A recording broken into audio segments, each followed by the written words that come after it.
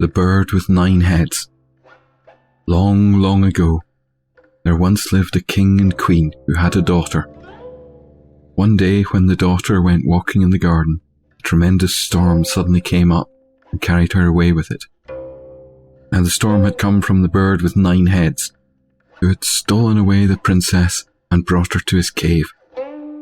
The king did not know whither his daughter had disappeared, so he had proclaimed throughout the land, "Whoever brings back the princess may have her for his bride." Now a youth had seen the bird as he was carrying the princess to his cave. This cave, though, was in the middle of a sheer wall of rock. One could not climb up to it from below, nor could one climb down to it from above. And as the youth was walking around the rock, another youth came along and asked him what he was doing there. So the first youth told him that the bird with 9 heads had carried off the king's daughter and had brought her up to his cave. The other chap knew what he had to do. He called together his friends, and they lowered the youth to the cave in a basket. And when he went into the cave, he saw the king's daughter sitting there and washing the wound of the bird with 9 heads. The wound? Yes, indeed, for the hound of heaven had bitten off the 10th head, and his wound was still bleeding. The princess, however, motioned to the youth to hide, and he did so.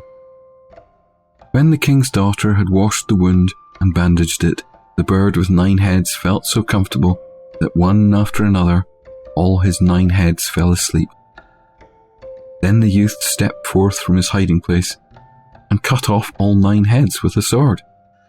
But the king's daughter said, "It would be best if you were hauled up first and I come after." "No," said the youth, "I will wait below here until you are in safety." At first, the king's daughter was not willing, yet at last she allowed herself to be persuaded and she climbed into the basket. But before she did so, she took a long pin from her hair, broke it into 2 halves, and gave him one and kept the other. She also divided her silken handkerchief with him and told him to take good care of both her gifts. But when the other man had drawn up the king's daughter, he took her along with him and left the youth in the cave, in spite of all his calling and pleading. The youth now took a walk about the cave. There he saw a number of maidens, all of whom had been carried off by the bird with 9 heads, and who had perished there of hunger. And on the wall hung a fish, nailed against it with 4 nails. When he touched the fish, the latter turned into a handsome youth, who thanked him for delivering him, and they agreed to regard each other as brothers. Soon the first youth grew very hungry. He stepped out to the front of the cave to search for food, but only stones were lying there. Then suddenly, he saw a great dragon who was licking a stone. The youth imitated him, and before long, his hunger disappeared. He next asked the dragon how he could get away from the cave, and the dragon nodded his head in the direction of his tail, as much as to say he should seat himself upon it. So he climbed up, and in the twinkling of an eye, he was down on the ground, and the dragon had disappeared. He then went on until he found a tortoise shell full of beautiful pearls. But they were magic pearls, for if you flung them into the fire ceased to burn, and if you flung them into the water divided, and you could walk through the midst of it. The youth took the pearls out of the tortoise shell and put them in his pocket. Not long after, he reached the seashore. Here, he flung a pearl into the sea, and at once the waters divided, and he could see the sea dragon. The sea dragon cried out, "Who is disturbing me here in my own kingdom?" The youth answered, "I found pearls in a tortoise shell, and I flung one into the sea, and now the waters have divided for me." "If that is the case," said the dragon, "then come into the sea with me, and we will live there together." Then the youth recognized him for the same dragon whom he had seen in the cave. And with him was the youth with whom he'd formed a bond of brotherhood. He was the dragon's son. "Since you have saved my son and become his brother, I am your father," said the old dragon. and he entertained him hospitably with food and with wine.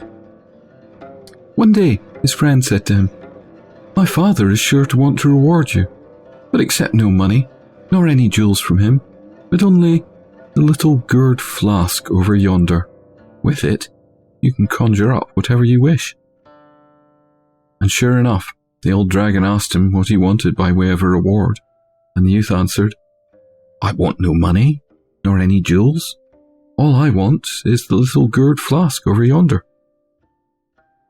At first, the dragon did not wish to give it up, but at last he did let him have it after all, and then the youth left the dragon's castle. When he set foot on dry land again, he felt hungry. At once, a table stood before him, covered with a fine and plenteous meal. He ate and he drank, and after he had gone on for a while, he felt weary. And there stood a donkey waiting for him, which he mounted.